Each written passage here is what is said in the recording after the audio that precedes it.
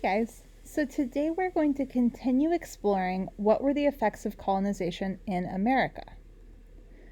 And one thing that many people pointed out last time is that it seems like there were some diseases or sicknesses that were causing Squanto's people to die. And that is what happened when Europeans came to the Americas. They brought a bunch of sicknesses or diseases with them that the people in America's bodies didn't have the ability to fight.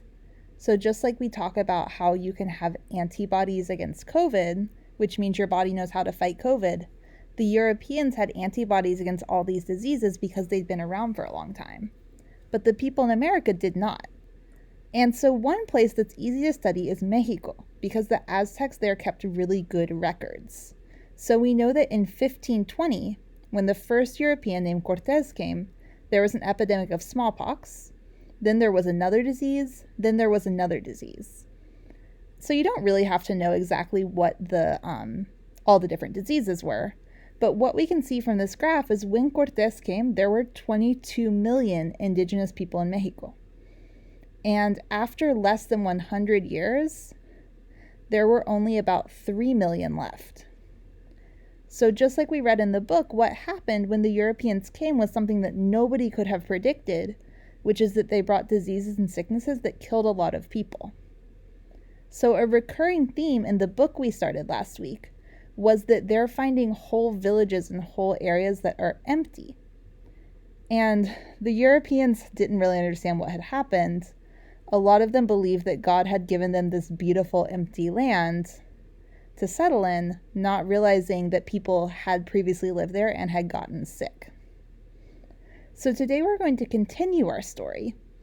And just to give you a little preview, the question you're going to be thinking about was what was the cause of the conflict between the indigenous people and the European settlers?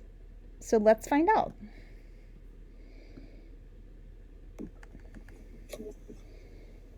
Together, Thomas D'Amour and I did our work.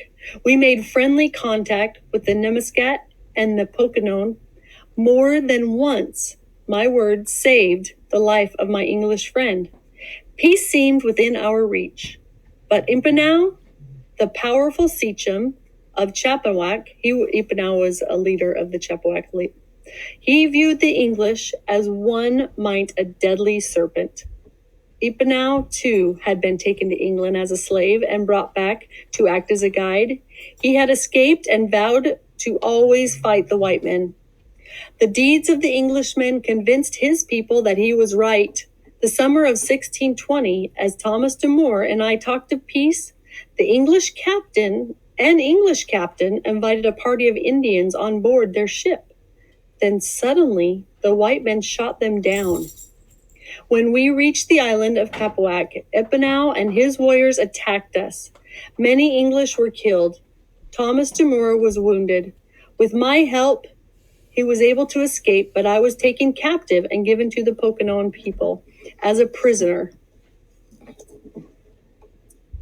That November, when the Mayflower reached shore, the Poconon watched. They did not come close to the English.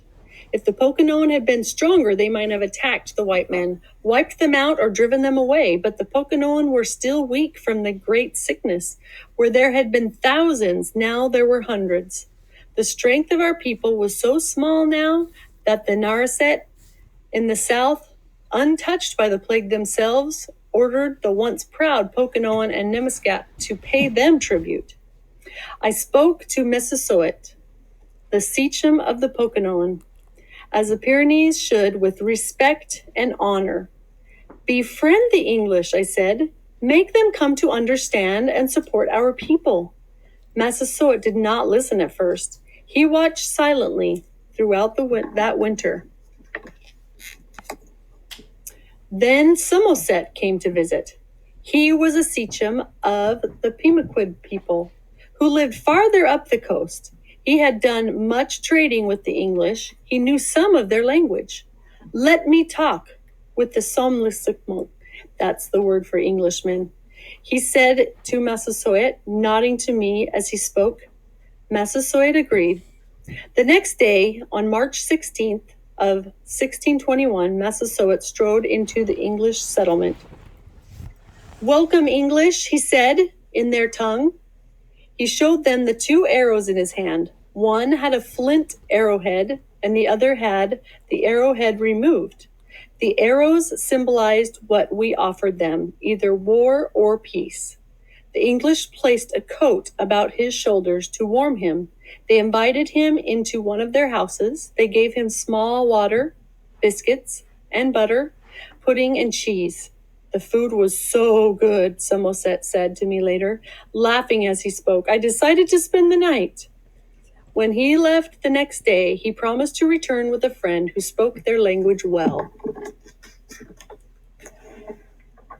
So it was that 5 days later, on the 22nd of March, I walked with Samoset back into my own village. Once Patuxet, now it was Plymouth. I looked around me. Though much was changed, I knew that I at last had returned to the land of my home. "Perhaps these men can share our lands and friends," I told my brother at my side. So that's where we're going to stop today. Next time we will finish the story. But your question for today is, in your opinion, from what you read, you can give evidence from the book, what was the cause of the conflict between the indigenous people and the European settlers?